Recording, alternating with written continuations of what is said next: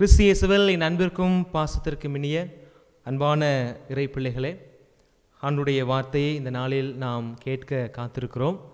இறைவன் இறை வார்த்தை வாயிலாக நம்மோடு பேசி நம்முடைய ஞானக்கண்களை திறக்கப் போகிறார் என்று தான் நான் சொல்லுவேன். அதுதான் நடக்கும் என்று நானும் இன்றைக்கு நம்புகிறேன். இன்றைக்கு நீங்கள் திருப்பலியினுடைய தலைப்பை கூட பார்த்திருப்பீர்கள். இங்கு ஞானம் கிடைக்கும் அப்படின்னு தான் நான் ஒரு மைய சிந்தனையாக எடுத்திருந்தேன். இந்த உலகம் ஒரு விளம்பர உலகமாய் மாறி இருக்கிறது. எல்லாமே அட்வர்டைஸ்மெண்ட் பேஸ்டாக தான் இருக்குது.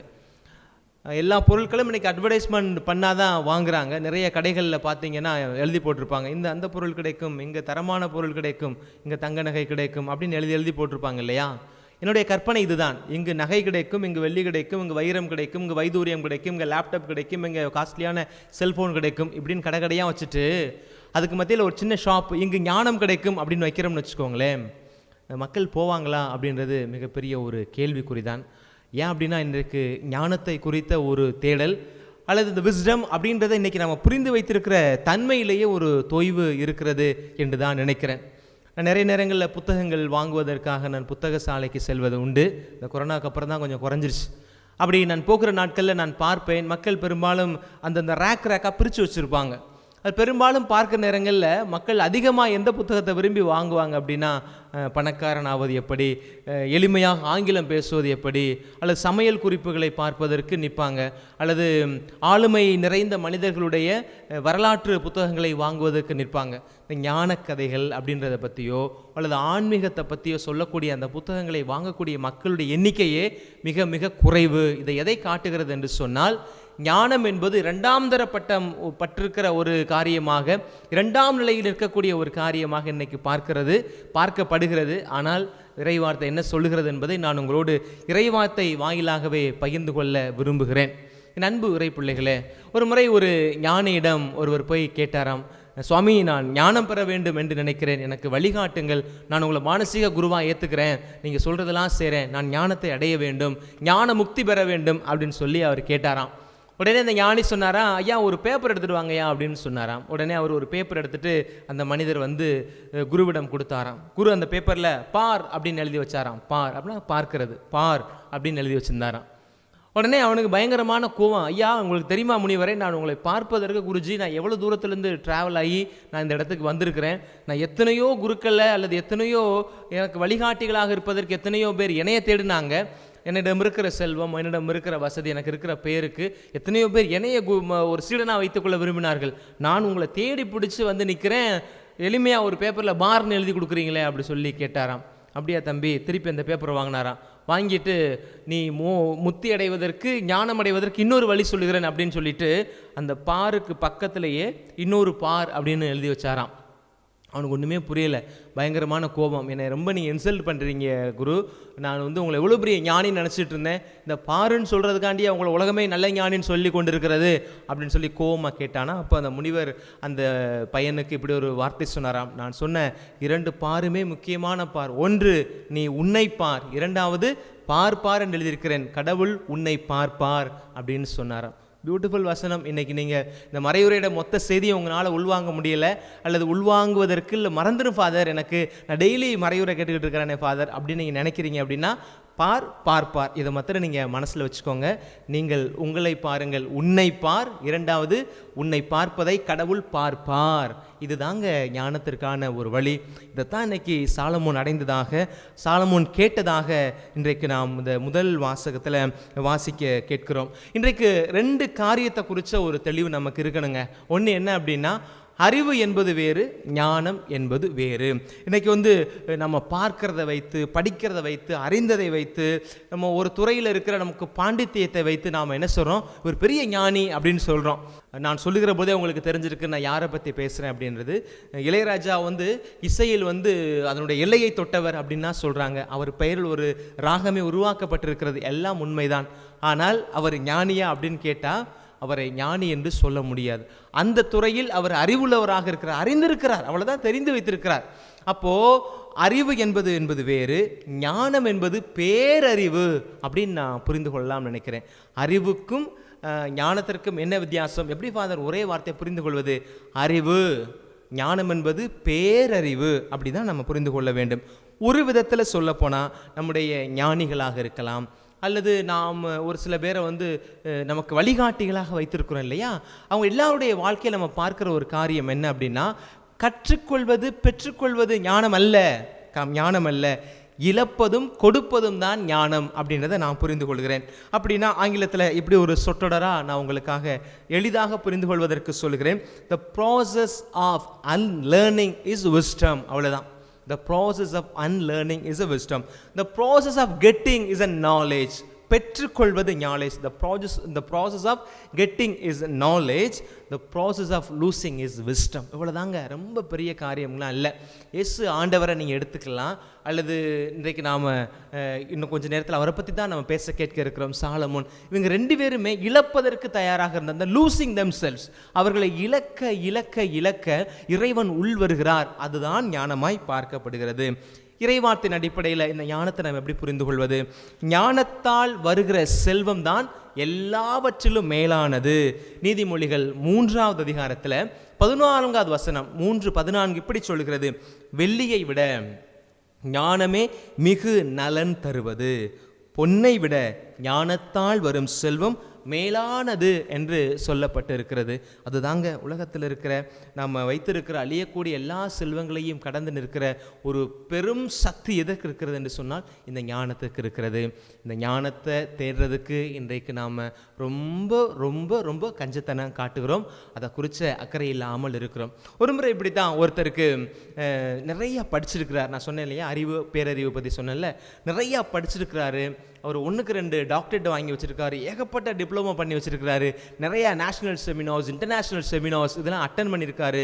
இவரே நிறைய இன்டர்நேஷனல் செமினார்ஸ்லாம் கொடுத்துருக்கிறாரு, ஏகப்பட்ட சர்டிஃபிகேட்ஸ், அவர் கொடுத்த பங்களிப்பு, அவர் அட்டன் பண்ண செமினார்ஸ், அவர் படிச்சிருக்க பட்டப்படிப்பு எல்லா சர்டிஃபிகேட்டும் வீட்டில் இருக்கு. பட் அந்த மனுஷனுக்கு என்ன அப்படின்னா, இவ்வளோ படிச்சிருக்கிற நமக்கு கிடைக்காத முக்கியத்துவம் ஒரு மரத்தடியில் உட்கார்ந்துருக்கிற அல்லது தியானம் பண்ணி கொண்டிருக்கிற ஒரு முனிவருக்கு முக்கியத்துவம் கொடுக்கப்படுகிறதே அப்படின்ற ஒரு சிந்தனை அவருக்குள் இருக்கிறது.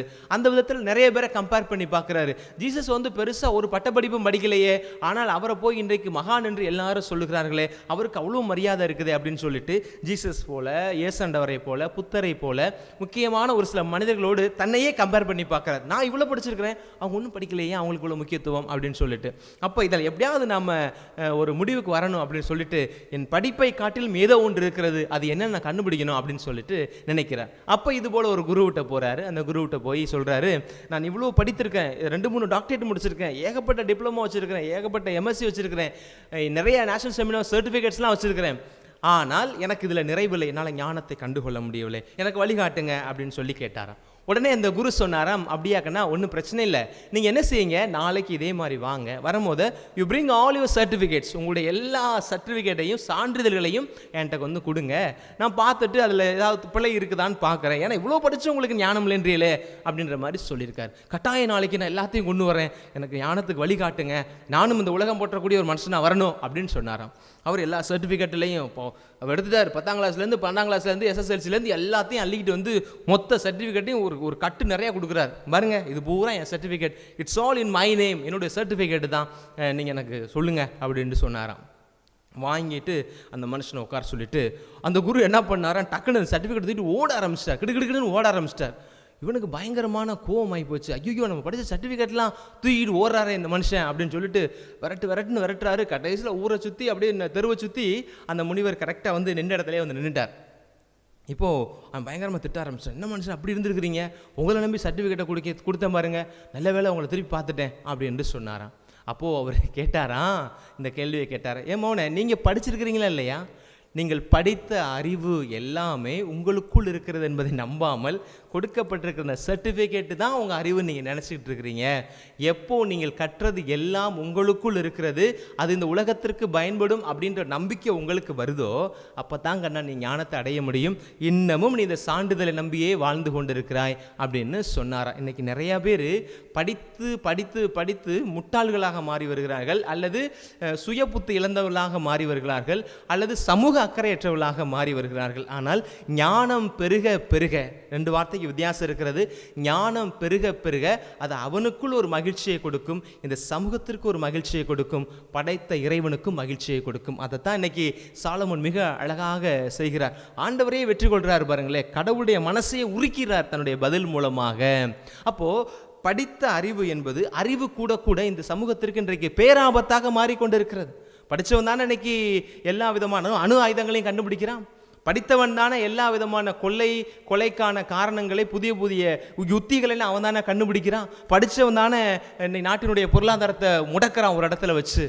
அறிவு பெருக பெருக தன்னை குறித்து, இந்த சமூகத்தை குறித்து அக்கறை குறைந்து போய்விடுகிறது. தன்னை பற்றி அக்கறை மட்டும் வளர்கிறது. ஆனால் ஞானம் பெருக பெருக இந்த சமூகம் வளரும், தனி மனிதனும் மகிழ்வாக இருப்பான், அவனை படைத்த இறைவனும் பிரபஞ்சத்துக்கும் அதனால் ஒரு ஆனந்தம் இருக்கிறது. அப்படின்றதான் இன்றைக்கு முதல் வாசகம் நமக்கு சொல்லுகிற செய்தியாக பார்க்கிறேன். 1, ஞானத்தால் வரும் செல்வம் மேலானது. 2வது, ஞானம் நம்மை கடவுளுக்கு உகந்தவர்களாக்கும். ஞானம் நம்மை கடவுளுக்கு உகந்தவர்களாக்கும். அதுதான் நம்ம லூக்கா நற்செய்தி 2:14 அந்த வசனத்தில் பார்க்கிறோம்.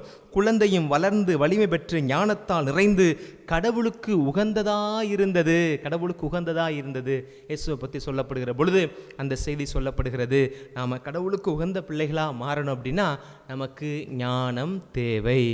இன்றைக்கு நம்ம யோசிச்சு பார்க்க வேண்டிய காரியம் என்ன அப்படின்னா, ஒரு 2 தலைமுறைக்கு முன்பாக இன்றைக்கு 40 வயதில் இருக்கிற மனிதனுக்கு இருக்கிற ஒரு ஞானமானது இன்றைக்கு இருக்கிற இளம் பிள்ளைகளுக்கு அல்லது இன்றைக்கு இருக்கிற சிறுவர்களுக்கு இருக்குதா அப்படின்றது மிகப்பெரிய ஒரு கேள்விக்குறி. அன்றைக்கு கூட்டு குடும்ப வாழ்க்கையில் இருக்கிற பொழுது நமக்கு அன்பு காட்ட, நம்மளை அரவணைக்க, நம்மளை கண்டிக்க, கட்ட பஞ்சாயத்து வைக்கிறதுக்கு நமக்கு நிறைய உறவுகள் கூட இருந்தார்கள். அவர்கள் நிறைய காரியங்கள் நமக்கு கற்றுக் கொடுத்தார்கள். ஞானத்தை நாம் பெற்றுக்கொண்டோம். இன்றைக்கு குடும்பம் சுருங்கி விட்டது, உறவுகள் மிக மிக நெருங்கிய வட்டத்திற்குள் வந்து விட்டதன் காரணமாக அன்பு காட்டுவதற்கும் ஆட்கள் இல்லை, அரவணைக்கவும் ஆட்கள் இல்லை, கண்டிக்கவும் ஆட்கள் இல்லை, கட்ட பஞ்சாயத்து வைக்கிறதுக்கும் ஆட்கள் இல்லை. இப்படி ஒரு தனித்துவமான தனித்தீவாய் யாரும் இல்லாத நிலைக்கு இன்றைய சமூகம் வளர்ந்து வருகிற சூழ்நிலையில் அறிவு இருந்தால்தான் இந்த சமூகத்தோடு நான் போராட முடியும், அறிவு இருந்தால்தான் நான் நினைத்திருக்கிற காரியத்தை இந்த சமூகம் சொல்லுகிற அந்த உயர்ந்த எல்லையை நான் அடைய முடியும் என்று ஓடுகிற இந்த நாட்களில் பிள்ளைகளுக்கு ஞானம் மிக மிக தேவையான ஒரு காரியமாக இருக்கிறது. தன்னை அறிவதற்கும் இந்த படைப்போடு தன்னை ஐக்கியப்படுத்திக் கொள்வதற்கும் பிள்ளைகளுக்கு ஞானம் தேவை. ஆண்டவருக்கு உகந்த பிள்ளையாக இருக்கணும் அப்படின்னு சொன்னால் ஞானம் தேவை என்பதை இன்றைக்கு வாசிக்கப்பட்ட அல்லது இன்றைக்கு நான் சொன்ன இந்த லூக்கா நற்செய்தி 2:40 சொல்கிறது. குழந்தையும் வளர்ந்த ஞானத்தில் நிறைந்து கடவுளுக்கு உகந்த ஒன்றாய் இருந்தது. அதே போல 3வது ஒரு காரியம், நம்ம ஞானத்தின் 3வது வழி என்ன பார்க்குறோம்னா, வலிமையை விட ஞானம் சிறந்ததாக சொல்லப்படுகிறது. வலிமை, உடல் வலிமையை விட ஞானம் சிறந்தது. அது என்னன்னு தெரியல. இந்த சமீப காலமாக வலிமையை விட ஞானம் சிறந்தது என்பது சபை உரையாடல் புத்தகம் 9:16 விவிலியத்தில் இருக்கிற அந்த வசனத்தை தான் நான் சொல்கிறேன். இன்னைக்கு வந்திருக்கிற ஒரு நியூ ட்ரெண்ட் அப்படின்னா, ஆண்களும் சரி பெண்களும் சரி உடலை கட்டுக்கோப்பாக வச்சுக்கொள்ளணும் அப்படின்னு நினைக்கிறாங்க. 6 பேக் வச்சுக்கணும்னு நினைக்கிறாங்க. புஜ பலாத்காரத்தோடு இருக்கணும், நல்ல மசில்ஸ்லாம் நல்லா வைத்துக்கொள்ள வேண்டும் அப்படின்னு நினைக்கிறாங்க. ஒன்று, தன்னை தற்காத்து கொள்வதற்கு அது தேவை அப்படின்னு நினைக்கிறாங்க. இன்றைக்கி நிறைய தற்காப்பு கலைகள் எல்லாம் நம்ம தமிழ்நாட்டில் பிள்ளைகள் நிறைய கற்றுக்குறாங்க. சிலம்பு கற்றுக்குறாங்க, கராத்தே கற்றுக்குறாங்க, குங்ஃபு கற்றுக்குறாங்க. ஏகப்பட்ட வித்தியாசமான கலைகளை எல்லாம் தற்காப்பு கலைகளை கற்றுக்கொள்கிறார்கள். உடலையும் அப்படி ஃபிட்டாக வச்சுக்கணும் அப்படின்னு சொல்லி நிறைய காரியங்களை மெனக்கிறாங்க. தவறு என்பது இல்லை, இதை தவறு நாம் சொல்கிறதுக்கு இல்லை. ஆனால் ஆண்டவருடைய வார்த்தை என்ன சொல்கிறது? உடல் வலிமையை விட ஞானமே சிறந்தது அப்படின்னு சொல்லப்பட்டிருக்குது. அப்போது அழிய போகிற இந்த உடலுக்காக இந்த உலகத்தோடு தொடர்புடைய இந்த உலகத்தோடு நான் விட்டுட்டு போகிற இந்த உடம்பை பாதுகாத்துக்கிறதுக்காண்டி, இந்த உடலை 4 பேர் அழகாக இருக்கிறது, நீங்கள் கட்டுக்கோப்பாக இருக்கிறீர்கள் அப்படின்னு சொல்கிறதுக்காண்டி இவ்வளோ மெனக்கிற நாம் எல்லாருமே, ஆனால் அழியாத ஒரு காரியமாக ஆண்டவர் சொல்லுகிற அந்த ஞானத்தை குறித்து, இந்த ஞானத்தை தேடணும் அப்படின்ற ஒரு எண்ணம் இல்லையே அப்படின்ற ஒரு ஆதங்கத்தை வெளிப்படுத்துகிறார். ஞானமே மனிதருக்கு உண்மையான நரைதிரை, குற்றமற்ற வாழ்க்கையே உண்மையான பழுத்த முதுமை. சாலமோனின் ஞான நூல் 4வது அதிகாரம் 9வது வசனம் இப்படியாக சொல்கிறது. ஞானமே மனிதருக்கு உண்மையான நரைதிரை, குற்றமற்ற வாழ்க்கையை உண்மையான பழுத்த முதுமை அப்படின்னு சொல்லப்பட்டிருக்கிறது. அதனால் முடி நரைச்சி போனவர்களுக்கெல்லாம் ஞானம் இருக்குதா அப்படின்னா இல்லை. ஞானம் என்பது அந்த நரைதிரையினுடைய ஒரு முக்கியத்துவத்தை இன்றைக்கி நமக்கு சொல்லுது. அடுத்ததாக சாலமோனின் ஞான நூல் 8:4 எப்படி சொல்கிறது? ஞானமே கடவுளை பற்றிய மெய்யறிவுக்கு புதுமுகம் செய்து வைக்கிறது. ஞானம்தான் கடவுளையே நமக்கு அறிமுகப்படுத்தும். அப்போ நமக்கு இன்னைக்கு கடவுள் மேலே இருக்கிற பக்தி குறைஞ்சு போச்சு, கடவுள் மேலே இருக்கிற பயம் குறைஞ்சு போச்சு, கடவுள் மேலே இருக்கிற அன்பு குறைஞ்சு போச்சு. அன்பு, பக்தி, பயம் மூணுமே வேற வேற. அதனால தான் 3 வார்த்தையாக சொல்கிறேன். அன்பு இல்லை, கடவுள் மேலே பக்தி இல்லை, கடவுள் மேலே பயம் இல்லை. அப்படின்னா என்ன காரணம் அப்படின்னு சொன்னால், உண்மையான நமக்கு ஞானம் இல்லை. அந்த ஞானம் இல்லாதனால தான் நான் இருப்பதும் இயங்குவதும் இறைவனால் தான் அப்படின்ற ஒரு அடிப்படையான ஒரு நம்பிக்கை நமக்குள்ள சிதைந்து போய் கொண்டிருக்கிறது. ஞானமே கடவுளை பற்றிய மெய்யறிவுக்கு புதுமுகம் செய்து வைக்கிறது. அவருடைய செயல்களை தேர்வு செய்வதும் அவையே. அவருடைய செயல்களை தேர்வு செய்வதும் அவையே. சாலமோனின் ஞான நூல் 8:4 இப்படி சொல்லுகிறது. இன்னும் ஒரு இறைவார்த்தை சொல்லுகிறேன். பாருக் 4:1 இப்படி ஒரு வசனம் இருக்கிறது. ஞானமே கடவுளுடைய கட்டளைகள் அடங்கிய ஒரு நூல். ஞானமே கடவுளுடைய கட்டளைகள் அடங்கிய ஒரு நூல் என்றும் என்றும் நிலைக்கக்கூடிய திருச்சட்டம். அதை கடைபிடிப்போர் அனைவரும் வாழ்வர், அதை கைவிடுவோர் உயிரை இழப்பர். பாருக் 4:1 சொல்கிறது. ஞானமே கடவுளுடைய கட்டளைகள் அடங்கிய ஒரு நூல் அப்படின்னு சொல்லப்பட்டிருக்கு. இன்னைக்கு நாம பைபிள் அட்டை டு அட்டை படிக்கிறோம். ஃபர்ஸ்ட் பேஜிலிருந்து கடைசி வரை படிக்கிறோம். ஆதியாகமத்திலிருந்து நம்ம திருவழிபாடு வரை முழுமையாக நம்ம படித்து வைத்திருக்கிறோம். நாம மாத்திரமல்ல, ஒவ்வொரு மதத்திலுமே ஒவ்வொரு சமயத்திலும் சமய நூல்களை படிப்பதன் மூலமாக நாம் இறை அன்பை பெற்றுவிடலாம் என்று நினைத்துக்கொண்டு விவிலியத்தையும் அல்லது புனித நூல்களையும் படிக்கக்கூடியவர்கள் இருக்கத்தான் செய்கிறார்கள். ஆனால் அவர்கள் அடையாத ஞானத்தை, அவர்கள் அடையாத ஒரு இறை அன்பை, இறைவனுடைய ஞானத்தை யார் பெற முடியும்னா, ஞானமே கடவுளுடைய கட்டளைகள் அடங்கிய ஒரு நூல். உண்மையான இறை ஞானத்தை நாம் பெற்றுட்டோம் அப்படின்னா பைபிளை படித்ததற்கு அது சமமாக மாறும். அப்போ இந்த தேவ பயம், தேவ அன்பு, தேவ பக்தி இவையெல்லாம் நமக்குள் வருகிற பொழுது ஞானம் நமக்குள் வரும். திருப்பாடல்கள் 104:24 இப்படியாக சொல்லுகிறது. ஆண்டவரே, உன் வேலைப்பாடுகள் எத்துணை எத்துணை, நீர் அனைத்தையும் ஞானத்தோடு செய்துள்ளீர். இன்றைக்கு இந்த உலகம் எத்தனை ஆண்டுகள் ஆகிவிட்டது என்று தெரியவில்லை. கடவுள் உலகம் படைக்கப்பட்டு பலவிதமான அறிவியல் ஒரு மாதிரி சொல்லுகிறது, ஆன்மீகம் ஒரு மாதிரி சொல்லுகிறது, மெய்ஞானம் ஒரு பக்கம் இருக்கிறது, அஞ்ஞானம் ஒரு பக்கம் இருக்கிறது. ஆனால் உலகம் படைக்கப்பட்டது எப்போது என்று தெரியவில்லை. அறிவியல் சொல்லுகிறபடி பார்த்தாலும் கூட ஒரு எல்லைக்கு மேல் அறிவியலால் இந்த உலகம் எப்படி தொடங்கியது அப்படின்றதுக்கு விளக்கம் சொல்ல முடியாது. ஏனால் அந்த முடியாத இடத்தில், இயலாத நிலையில், தெரியாது என்கிற நிலையில் தான் எல்லாம் தெரிந்த இறைவன் அந்த இடத்துல வர்றாரு அப்படின்னு நான் நம்புறேன்னு வச்சுக்கோங்களேன். ஆனால் இந்த உலகம் இவ்வளவு அழகாக இருக்கிறது. இந்த செடி, இந்த பூசையில பார்க்குறீங்க, முன்னாடி இந்த இலைகள்லாம் இருக்குது. ஏன் பச்சை பச்சைன்னு இருக்குது? அது கருப்பு கலரா அது மாதிரி இருக்கக்கூடாதா? அதோட அழகை கொடுத்துருக்காரு பாருங்களேன். ஆண்டவர் என்னது, பறவைகளுக்கு உணவு கொடுப்பது போல தன்னுடைய அழகை எதில் காட்டுகிறார் என்று சொல்லி அந்த மலர்களில் காட்டுகிறார். இங்கே வச்சிருக்க பூக்கள்லாம் பார்க்குறீங்க, ஒவ்வொரு பூவும் ஒவ்வொரு கலராக இருக்குது. இதுதான் கடவுளுடைய ஞானம். திருப்பலி வைக்கிற எத்தனையோ ஃபாதர்ஸ் நீங்கள் பார்க்குறீங்க, கேட்குற நீங்கள் எத்தனையோ பேர் இருக்கிறீங்க. எல்லாரும் ஒரே மாதிரியாக இருக்கும். நிறத்தால், குணத்தால், இனத்தால், நம்முடைய எண்ணத்தால், சிந்தனையால் வேறுபட்டு இருக்கிறோம். இது எல்லாமே கடவுளுடைய ஞானத்திலிருந்து வந்தது. இவை அனைத்துமே இறைவனுடைய ஞானத்தினால் வந்ததினால்தான் இத்தனை ஆண்டுகள் கழித்தும் கூட இந்த பிரபஞ்சம் இன்றைக்கு வரை இயங்கி கொண்டிருக்கிறது. அந்த ஞானம் நமக்குள் வர வேண்டும் என்பதை இன்னைக்கு ஆண்டவர் சொல்லுகிறார். 4ஆவதாக, ஞானம் உள்ளவரையே கடவுள் அன்பு செய்வார்.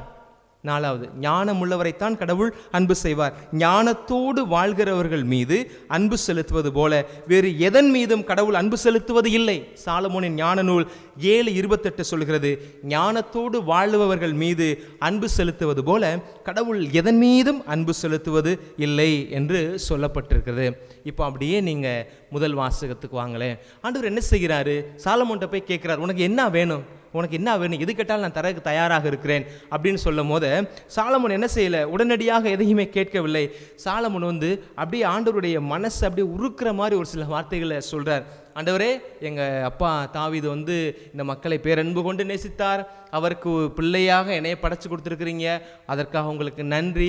என்னையை கொடுத்ததோடு மட்டுமல்லாமல் இந்த மக்களை வழிநடத்தக்கூடிய அல்லது இந்த மக்களுக்கு ராஜாவை நீங்கள் ஏற்படுத்தியிருக்கிறீங்க, உங்களுக்கு மிக்க நன்றி சொல்கிறேன் அப்படின்னு சொல்லி கடவுள் அப்படி புகழ்ந்து சொல்கிறார்.